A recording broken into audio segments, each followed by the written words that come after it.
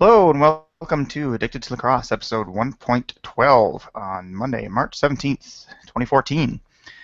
My name's Graham Perro. With me, as always, are Tyler Fitch and Melissa Daphne. We have the Q&A app going, so feel free to head on over to our page on Google Plus and ask us any questions. We will get to them as we can during the show. On with the show. Not a lot of news this week. It is the trade deadline tomorrow, so as per usual, as soon as we stop recording, things will start happening. There's some rumors and stuff out there around Twitter and around on the message boards, and I don't think we're going to go into most of those because anybody could be making these things up. The one interesting thing that we noticed just before we started was Dan Lewis being signed to the Mammoth practice squad, which means they're back to 3 goalies again. Melissa, what do you know about this one? I don't think that was an unsurprising move. I know earlier in the season, Govett did mention that Lewis asked not to be signed to the practice squad because that locked him in with the Mammoth, and if there was any chance for him to actually play on a roster with one of the other teams, he definitely wanted to be open to that opportunity. So I think the fact that we are approaching the trade deadline, he either had to be locked down or was going to be inaccessible, and there's always that chance you're going to want a third goalie. I think ever since the Mammoth lost their goalie one season in the first 30 seconds of the opening game, they've been a little more head shy about only having 2 goalies. Which, I mean, yeah, that was a fluke, but it was also enough that, you do want to have 3 goalies, I think, especially the way Belanger has been very inconsistent, and Ward's been playing pretty good, but you never know. So certainly a safe move for the Mammoth to make. So let's get into the games this past weekend. There were 5 games this weekend. First one, Edmonton extending their winning streak to 10 games. First ever 10-0 team in the NLL. That's pretty impressive, as they dominated the Calgary Roughnecks 15-7. I saw this game to some extent. I had it on in the background, but I wasn't feeling too well, so I was kind of dozing on the couch. So I saw bits of it. From what I saw, it was a complete game by Edmonton. I mean, the Aaron Bold was playing really well. Their defense was strong, not surprisingly. Their offense was great. Calgary didn't look like they played terrible. They just couldn't get anything going against the Rush. The Rush just played an awesome game. Tyler, I think you watched more of this game than I did. Yeah, I was able to get through the whole game. I was really looking forward to it. It looked like kind of the best matchup of the weekend to see if Calgary's recent run of wins, a couple losses to Calgary, but their wins were going to culminate with a big battle against Edmonton or not, and it didn't. Calgary's doing what they need to do to beat the teams that they can, but when it came time to step up for kind of to see who's the best in the West, Edmonton came away with it. And it was Calgary got a goal 1 minute into the game, and then the next time they scored, it was already 6-1. They went on a 22-minute stretch after Curtis Dixon started it off, and it was over. I mean, final score 7. So by halftime, they didn't even have enough. They wouldn't have had enough anymore to get past Edmonton. I liked watching Edmonton play when they're like this. I mean, it's incredible to see a team clicking on all cylinders. Not just a great offense or not just a good enough defense to hold them down so anybody can win. These guys can go out and take every aspect of the game under control. Jeremy Thompson going against Jeff Snyder was about 50% on faceoffs. Most people, you don't do that against Snyder brothers.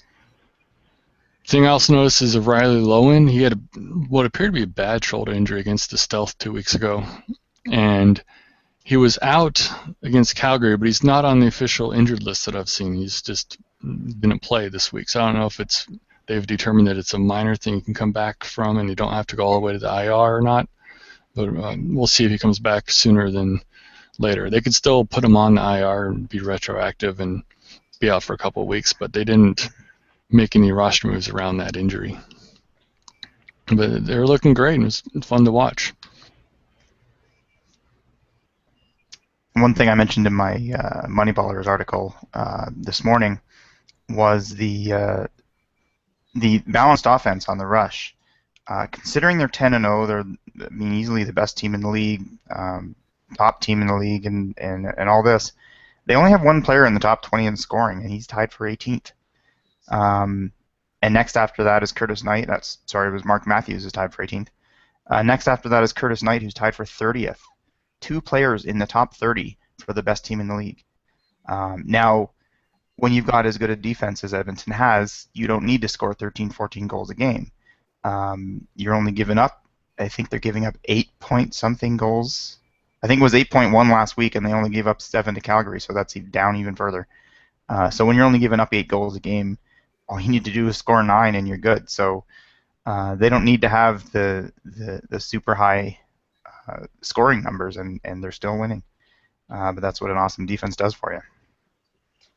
Well, it is interesting just to see how spread around it is. I mean, especially in this game, when you look at the Roughnecks, who were obviously struggling to score, and Curtis Dixon dominated, all the Calgary goals practically. And when he has 4 of the 7 goals, that's probably a little bit of an issue.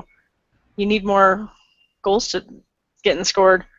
I know with the Mammoth, there's always been a lot of complaints about the offense-defense, but your offense has to at least outscore the other team, no matter how good your defense is doing. If your defense keeps them to 2 goals and you can't score 3, it doesn't matter. I mean, so yeah, the fact that the Rush they're really just dominating teams on both ends of the field,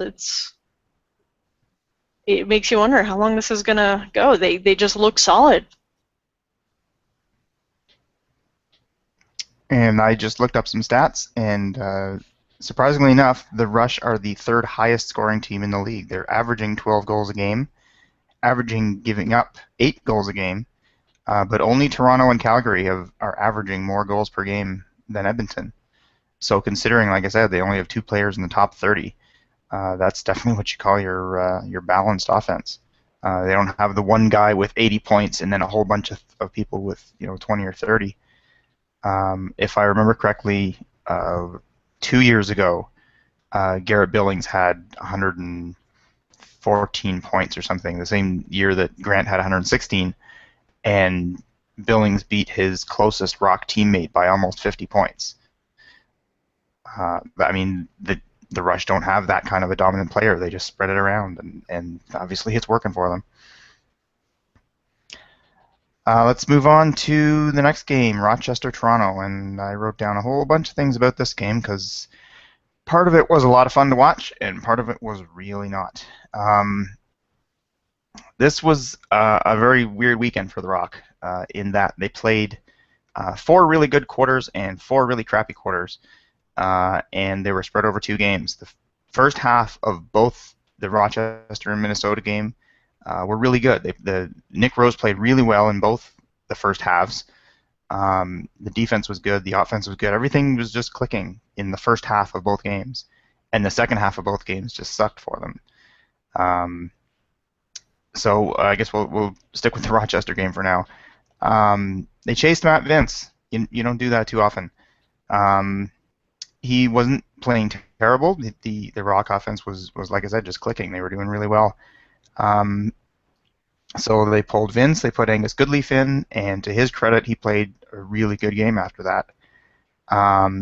Nick Rose was playing really well in the first half, and I don't know what happened at halftime, whether John Lovell's halftime speech was, well, this game's wrapped up, let's just take our foot off the gas, as somebody said on the Islandor forums. I don't know what it was, but something terrible happened, and Cody Jamieson scored 4 goals in about 5 minutes in the first 5 minutes of the third quarter. The Nighthawks outscored the Rock 12-3 in the second half. It was just scary. Just everything turned around. It was as if the teams switched uniforms at halftime. Before I go any further, I want to say congratulations to Dan Dawson for his 1,000th point in the NLL. There's only 6 other players who've done that. Tavares, Colin Doyle, John Grant, Gary Gate, Josh Sanderson, and Sean Williams. So obviously joining some pretty impressive company. So congratulations to Dan Dawson. Interesting fact about the next couple of people that are closest to 1,000. The next one up is Gavin Prout, who is his NLL career over? Don't know, but he's still playing in CLAX, I believe.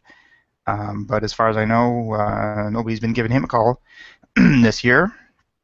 But right behind him, Gavin Prout has 922 points.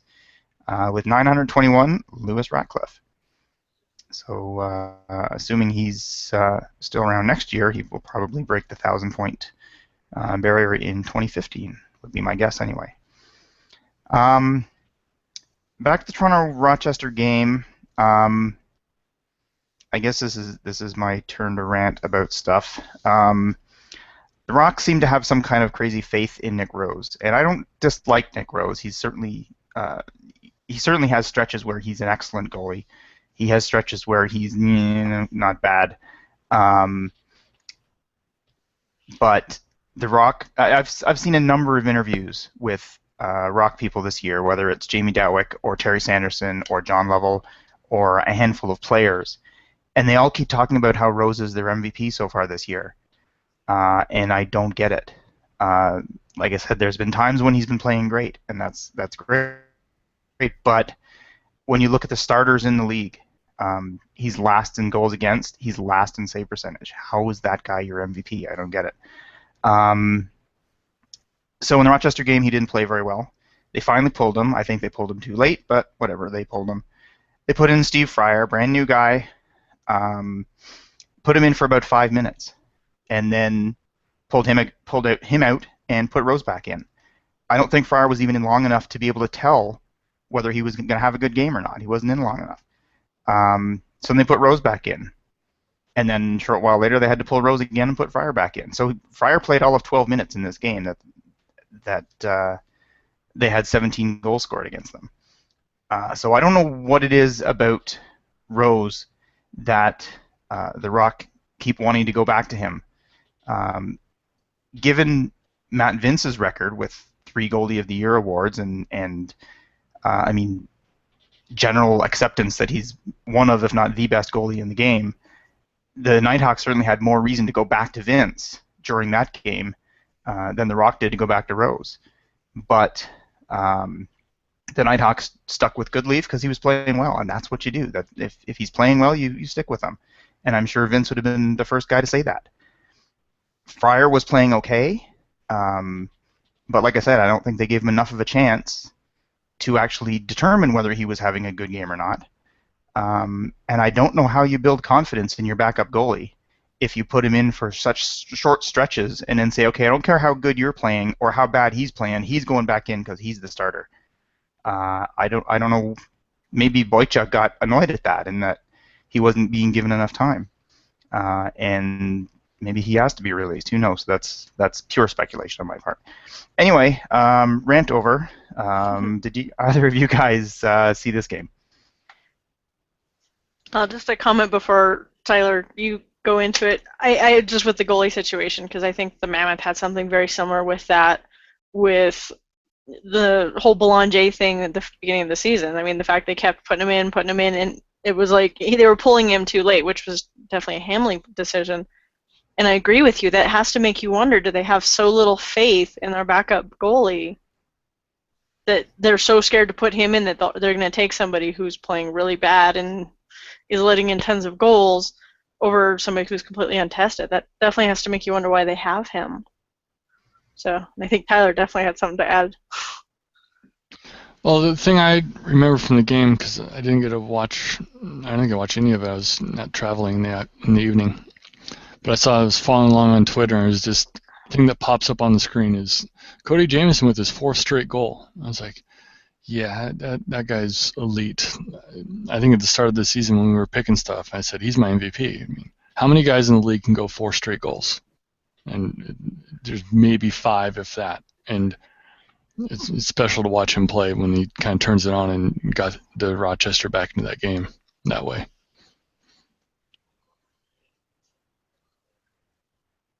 Yeah, it's impressive given the number of goal scorers on the Nighthawks. how he does tend to take the team on his back, or he certainly has that ability. I mean, Paulus has that ability. Dan Dawson obviously has that ability. Micah Kersey, Craig Point, Joe Walters, any of them can do it on any particular night. But it's impressive how often Jameson does that. And yeah, he's certainly. I mean, it's only his fourth season in the league, fourth. I think it's his fourth. Yeah. And he's certainly one of the elite scorers in the league, definitely. Yeah, that's all I remember from the game. And talking about the Nighthawks, we should probably mention that Joel McCready was apparently put on the short-term holdout list. So we had a brief discussion on what might be causing that, if it was a job or new baby issue or... Yeah, I saw Craig Point back in the lineup, and they originally, after I think he was injured, brought in a Kersey, so I thought they would drop a Kersey back to the front office and bring Point in, but there was some reason, because it was a doubleheader weekend, maybe they just didn't need McCready to travel to 2 games, and he flies in from BC, so the team could save $1,000 just by putting him on a holdout for the weekend, and just be a business choice. If they're all amenable and winning games, they'll kind of make it happen. That would definitely make sense too. Or McCready did play on Saturday night. Oh, he did? And Kersey was the healthy scratch on Saturday. Huh. It's interesting. They already moved him around on the roster since then. Yeah, he actually had 2 goals, 3 goals. 2 goals, 2 assists. Well, that blows my theory out of the water. Okay, game number 3. I did not see this game, so I have no insight to provide, I'm afraid. Buffalo 12, Colorado 9. Melissa, I imagine you watched this game. I did watch this one. Part of me wishes I hadn't. It was a very frustrating game. I mean, the score makes it seem like it was a close game, and it really wasn't. Buffalo just purely outplayed them. Adam Jones was out. Apparently, he was out kind of doing the shoot around and stuff, so it sounds like it was a game time decision whether or not he was going to play. And no one knows why, but Casey Powell was also out. And I think he is providing a leadership on the floor that some of the other players need and aren't getting elsewhere, because you definitely notice a difference in the play on the games that he hasn't played versus the ones he has. And this one, it was frustrating. The Mammoths were not getting rebounds. I mean, that's fine, if you're keeping the other team from doing it too, and we weren't. And it's very frustrating when a certain player likes to hold on to the ball for the entire shot clock and fight off 2- and 3-man coverage, but refuses to pass the ball. And you see that over and over, and the same player will not deliver a hit, it seems. So he'll fake it, and he causes errors that the other team is just able to score on, and it's frustrating to watch. So yeah, I mean, Buffalo played well. They looked really solid. Most of the Mammoths' goals actually were on the power play, which is astounding because their power play has been really absolutely horrible this year. I think we're more likely to give up a shorthanded goal than to score ourselves. So to even see any kind of power play was good, but if that's the only way you can score, that's a whole other issue. It was just a bad game for the Mammoth. But Bandits looked good. I think they looked a lot more cohesive. They looked a lot more disciplined. I mean, they did have quite a few penalties still, but for the Bandits, they looked disciplined. So, did you see this game, Tyler? I did not see anything from it. Nope. Yeah, I did notice when looking over the stats, like you said, Melissa, the Bandits had 6 penalties in the game, and Colorado had 5 power play goals. But the Mammoth were only able to score 3 5-on-5 goals. So their special teams were working, but everything else not so much. And one thing I wanted to mention, and I tweeted this the other day, and this kind of surprised me. Um, the Bandits have had a reputation for years, if not decades, of being the rough and tough, the fighters, the thugs, the goons, the spend more time in the penalty box than on the bench, and all this kind of thing. They've had this reputation for years and years. Um, and maybe that was partially Darius Kilgore. That was the way he played, and therefore that was the way he coached. Troy Cordingley doesn't seem to play that way. Nobody has fewer fighting penalties in the league than the Buffalo Bandits, and only I can't remember. I can't find my tweets that fast, but I think only 2 teams in the league have fewer penalty minutes than the Bandits. So when you're looking for the thugs and the undisciplined people, don't bother looking at the Bandits, because it's not them anymore. In fact, I think the team leading the league in penalty minutes is the Toronto Rock. Actually, I think that is saying something, because in the past, once you got them going with the penalties, they just unravel. So I think the fact they are more disciplined is really showing in their record. I mean, there was definitely some chippiness. I think when you're on the East Coast, that just seems to come out more because the refs allow it more. You know, Joel Delgarno did do great for the Mammoth. He had several goals, and I know against most of the teams he has seemed to struggle. So that was good to see. But yeah, there were some bad, very nasty hits. And yeah, but it was good to see. You know, a good game from at least one team. Okay, moving on to Rochester and Philadelphia. Rochester went into Philadelphia and beat them 11-7. I believe Rochester has the tiebreaker with the Wings now. And I was looking over this because they announced last week that the Edmonton Rush have clinched a playoff spot, which we should have mentioned earlier. So congrats to the Rush. Which is surprising considering they're only 1 game over halfway through the season and they've already clinched. That's pretty good. And I believe the reason for that is the worst they can finish is 10-8. The best that the Stealth can finish is 10-8, and the Rush hold the tiebreaker with the Stealth. So the worst the Rush can do is 3rd, and that's good enough to make the playoffs.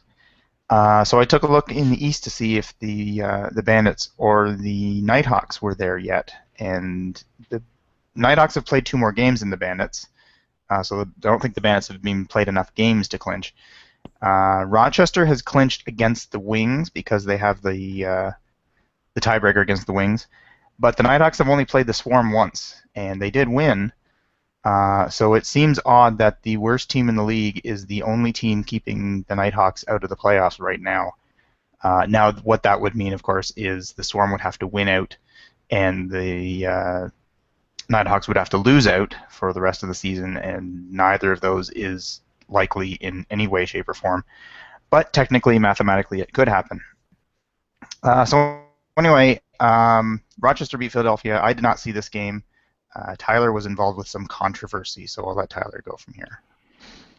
Yeah, so I was watching this game. Rochester just basically flew in that morning from Toronto, I guess, and got off the bus ready to go. They were up 4-0 within 6 minutes of starting the game, and kind of slowed down in the second quarter. And halftime, Philly started battling back, but it was never enough. Matt Vince was Matt Vince, and it was rough for Philly. They had a Sunday game, don't get a big crowd. Team on the floor was nothing to be cheering for. Their fans are having a hard season right now. I noticed after the first half, I was thinking about their roster, the Wings roster, and it's like, but Kevin Crowley, he's a number 1 overall pick a few years ago. He should be leading this team in some ways, either quarterback in the offense or somehow be the leader, or at least the second best scorer along with Jordan Hall, on splitting the sides of the floor and being the guy. And so I tweeted out, it's like, is there anybody a bigger disappointment in the NL this season than Kevin Crowley? And Jake Elliott spoke up and said, well, it takes time to get chemistry after they traded away Drew Westervelt. And It's like, well, little Kevin Buchanan just showed up and he had 60 points and he's leading the team in scoring. So I don't think that was a problem.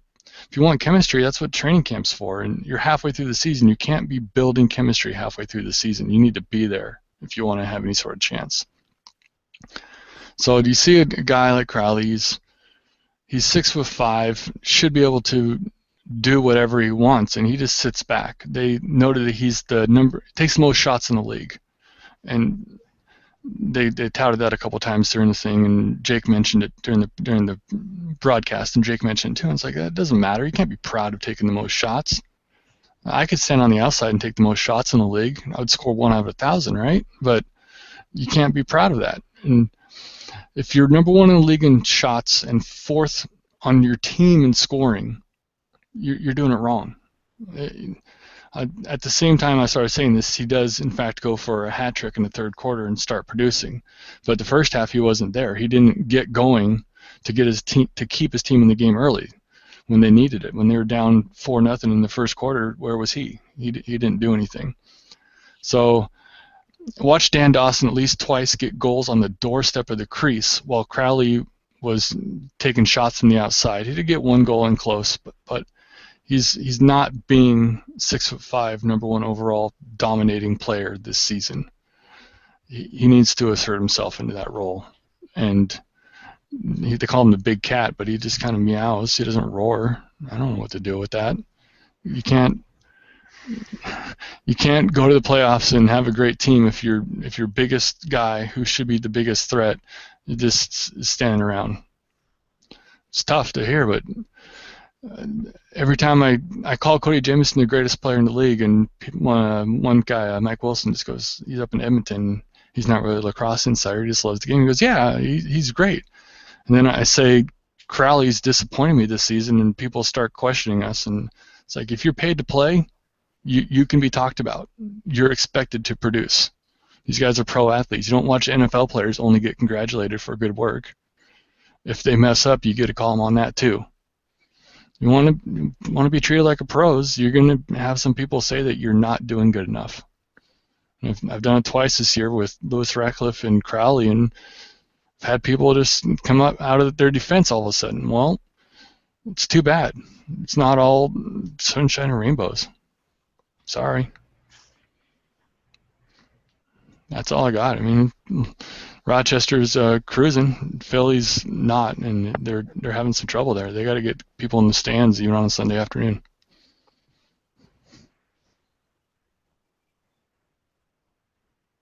Yeah, the truth can hurt. I'd agree for a first overall pick.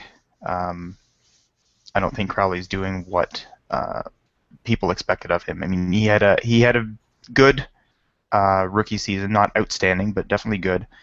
He was in the running for Rookie of the Year, but that was the year of him and Adam Jones and Jordan McIntosh and Evan Kirk, and there was about 6 people who could easily have won Rookie of the Year that year.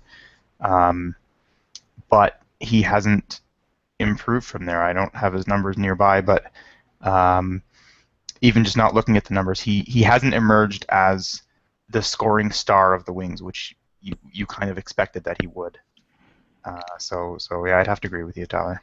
Yeah, the Wings had Westervelt was about 6'5", and Crowley was 6'5", so they could trade away Westervelt knowing they still had Crowley to be the big offensive guy. They didn't just trade away trade away Westervelt and think they had nothing left. They just needed to trade him. They traded him because they had Crowley, and now Crowley needs to show them that trading Westervelt wasn't a bad idea. Well, I actually just pulled up Crowley's numbers on the NLL site, and what they have so far for him this season is 19 goals, 26 assists, so a total of 46 points. And 155 shots, 104 on goal, so 42 loose balls.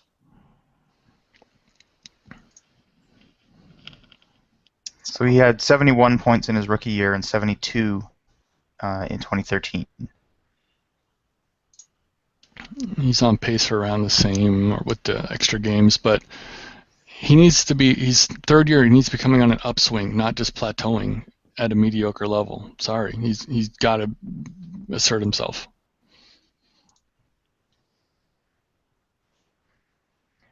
Okay, game number 5 was last night. Toronto beat Edmonton. Yeah, nice try. Toronto beat Minnesota 9-8 in overtime. And like I said, this was a replay of the Rochester game. The Rock played a great first half. Nick Rose was playing really well. They scored a bunch of goals. Not a bunch of goals, but they had 7. The defense was playing well. Minnesota just didn't really have it, and when they managed to get close, Rose was right there. Then halftime happened, and the Rock defense didn't really falter all that much. They still didn't allow any Minnesota goals in the third quarter at all. They only scored 1 in the second half, though. Garrett Billings had 1 goal in the second half, and that was it for the offense. Minnesota then, in the fourth quarter, had 4 goals in I think it was 6 or 7 minutes or something. It wasn't really close together, but they had 4 in a row, tied up the game. Both goalies were really solid in the last 5 minutes of regulation, and then it went to overtime. And I can see it being pretty darn disappointing for the Minnesota fans to be shut out in the first quarter, shut out in the third quarter. Just look like you're on your way to yet another loss. And then a big comeback in the fourth, head to overtime. A minute and a half later, it's over and you lose. But there has been some talk on the IL Indoor message boards about the Rock this year. And a lot of people talking about a rebuild. You know, this season's over. Let's just talk about the rebuild now and what we're going to do and how we're gonna fix this team. And of course, we as fans, can do that. We can fix the team. A lot of people talking about getting rid of the goalies, and some people were saying, well, these 3 people are untouchable. Everybody else can go. And surprisingly enough, Colin Doyle was not one of the people listed as untouchable. In fact, I've seen people talking about Garrett Billings as not being untouchable. And I don't get that at all. I don't have a huge rant here. I'm just going to say a couple things. Colin Doyle should be locked up for the rest of his career. From the sounds of things, he has no desire to leave Toronto. From what I've heard, he was very surprised when he was traded to San Jose back in however long ago it was. But of course, he did really well in San Jose, but was quite happy to return to the Rock. So I don't see getting rid of Doyle. If you're going to rebuild the team, you keep Doyle as the veteran leader and the captain. You keep Billings and build around him. There's a few others. I'd probably keep Sandy Chapman. I'd keep Jesse Gamble. There's a handful of others. But trading Colin Doyle just makes no sense at all to me. Did you guys see this game at all? Yeah, I watched the game. I don't see how you would consider trading away the guy who won the game for you in overtime. And great game back and forth with some runs. Toronto starts with a 4-goal run, and Minnesota closed with a 4-goal run to even it out.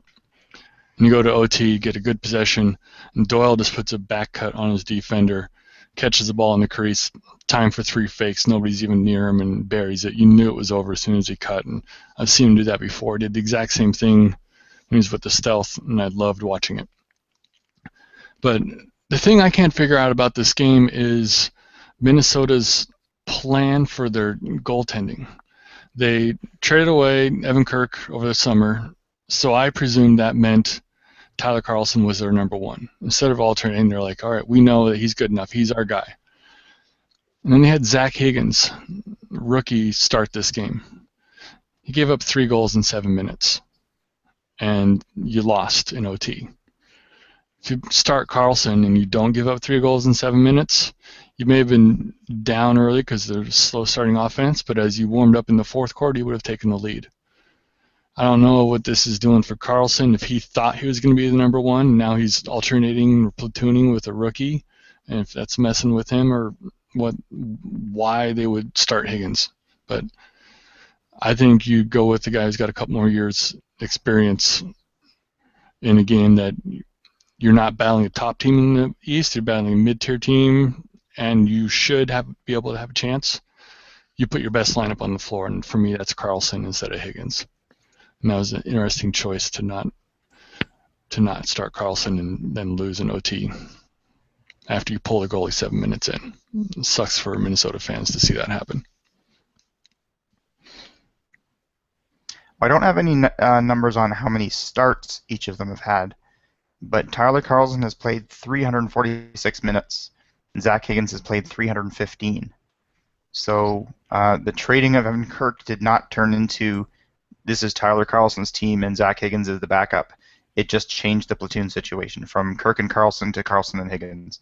Mm-hmm. I don't know if that was the plan or if maybe they haven't been as happy with Carlson's play, so they decided to do the platooning thing. But Carlson's goals against is 1.5 points lower than Higgins, so it's 11.1, which is pretty decent. So I'm not sure why they're deciding to go with two sort of equal goalies rather than one starter and one backup. I think the thing I remember is they said Higgins has the 2 wins on their. If you look at the stats, he was in the cage when the 2 game-winning goals they scored. That's all it really means. But their 2 wins are credited to Higgins, so he's been in there at the right time for them. But I don't think yesterday was it. I wouldn't have started him. Okay, so those are the 5 games this week. We do have one other topic that Melissa wanted to get to, and this is a bit of a fun one. Best St. Paddy's Day jersey. Now, I don't know of many. I know The Rock played with one this weekend, and I thought they were pretty slick. I saw some complaints on Twitter about them, and people thought they looked pretty stupid. I thought they looked pretty sharp. But I can't say I remember an awful lot of other ones, but Melissa apparently has a whole bunch, so perhaps she can shed some light. I do have a ton. So yeah, I was actually kind of thinking let's discuss the best worst. I gotta say, I think one of the ones I liked the best was the Mammoths. Was it last year or the year before? But part of what really made the Mammoth one was they actually had the shorts look like a tartan kilt, including with the bag and everything. And that was just a lot of fun. And it was a nice, clean design. It was simple. So I think that's one of my favorite. I also have the black St. Paddy's Bandits jersey is, I think, also one of my favorites. But the absolute worst, I think, is it was the Orlando Titans that did it. And it is just a hideous jersey, which if you guys haven't seen it, I'll actually grab it out of the closet because it's horrible. So to me, that was the worst. But. What about you, Tyler? I will go with the Victoria Shamrocks. They don't need a day to do it right. They can do it every day. I'm not too sure. I'd say the Mammoth, I agree, the Mammoth outfit with the full short matching was the best I've seen as well. Let's see what you got there, Melissa. You see it? Yeah, it's a little forced. I think throwing a top hat onto a robot head is pushing it. So yeah, it was actually New York, not Orlando. So nice, bright green. And like you said, let's put a top hat on a helmet. It just really didn't make sense. I don't mind the colors, but the logo's a little goofy, and the shamrocks across the bottom are a little weird. The color itself's kind of nice. Well, with Ireland's colors being green, white, and orange, it kind of makes sense. But yeah, it was just the whole design, and I just don't like this one. But yeah, for me, that is the absolute worst one. And yet you bought it anyway. Yep, because I had to have it in my collection. Okay, next topic is our predictions. And Jan Ho-hum, 5-0 again for me and Tyler. Sorry, Melissa. Well, I took a risk. I did take a risk, and I knew I was taking a risk, so I would rather have taken that risk and been wrong. Fair enough. So, so Tyler and I both went 5-0 last week. Tyler is now 38-13 on the year, which is something like 76%, which is pretty darn impressive. And I can say it's pretty darn impressive because it's only slightly ahead of me because I'm 37-14. Melissa is now 29-22, still well above 500, so nothing sneeze at there. So Tyler, I will let you go first on your predictions for next week. All right. So I mentioned that I'm blanking on his name. Marty O'Neill, he wrote the article last week about parity in the NL not existing this year, and I'm attributing some of my success to that. There's definitely some nights where you look at the games and you can pick the winner, and the favorites are holding up. The Buffalo-Edmonton game, two best teams in each division. It's going to be exciting. But since they're at home, I'm going to go ahead and pick Edmonton to take this game. Calgary at Vancouver. Tough. Vancouver, I mean, they're my favorite team by a long ways, but Calgary's not bad. I just can't see the Stealth continuing to lose. They've had one game in the last month, which is brutal, trying to come off the rest. But the last time they played was against Edmonton. They lost by 1. Last time Calgary played was against Edmonton. They lost by 8 or something. So based on their most recent games, Vancouver can play a better game, and I'm going to pick them at home. Toronto at Philadelphia. Philadelphia's not shown me anything, so I'm going to go with Toronto. A couple individual efforts from Philadelphia can make a difference for them, but cohesively, they're not there to win a game. And the final game is Buffalo at Minnesota. Buffalo's second game of the weekend. They're the top team in the East. Minnesota's the worst team in the East, so I'm going to go with Buffalo. They'll come in warmed up from the night before and take it to them. Sorry, Swarm. How about you, Melissa? You know, the first game I actually thought was kind of tough because I think Edmonton has it, but I think we're actually seeing the first game that might actually be able to destroy that perfect record. I think Buffalo has the potential. I just don't know if they can. So I am going with Edmonton on that one, but I wouldn't be surprised if that is Edmonton's first loss either.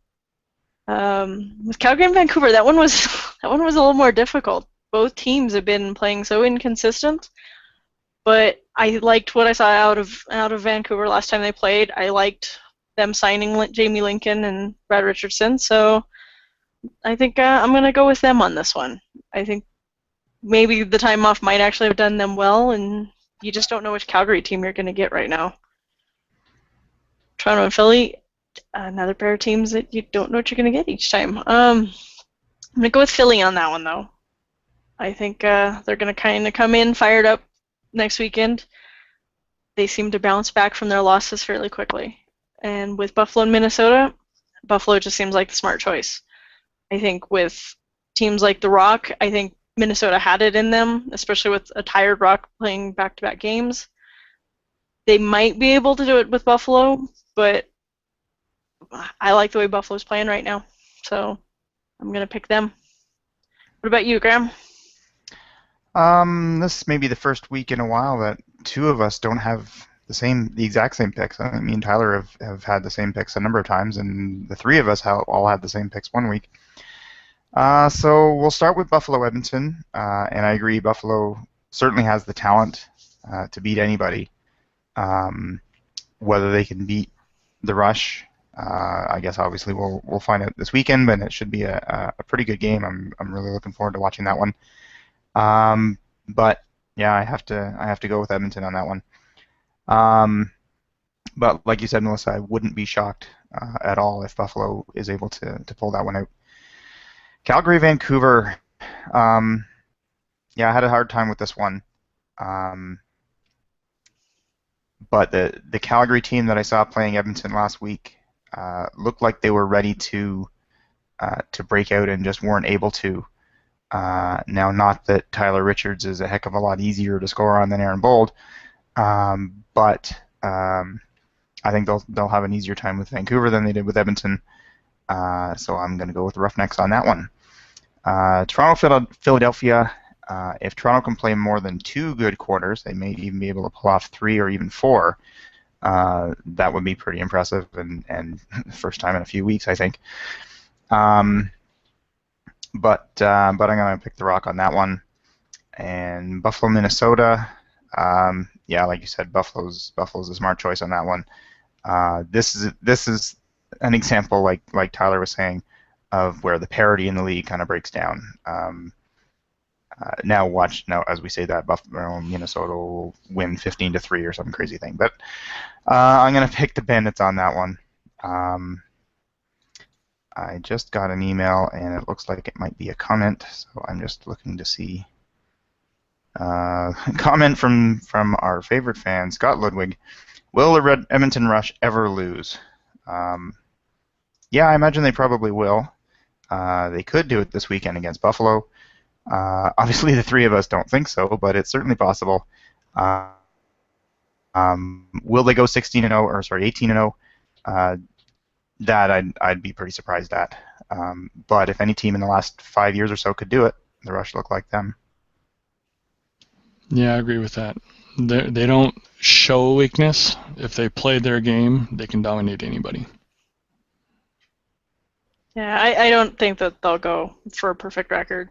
They've definitely had a couple games where they did struggle a little bit, so there is that potential for them to fall back. And we did see them when they went to the Cup, what was it, 2 years ago now, against Rochester.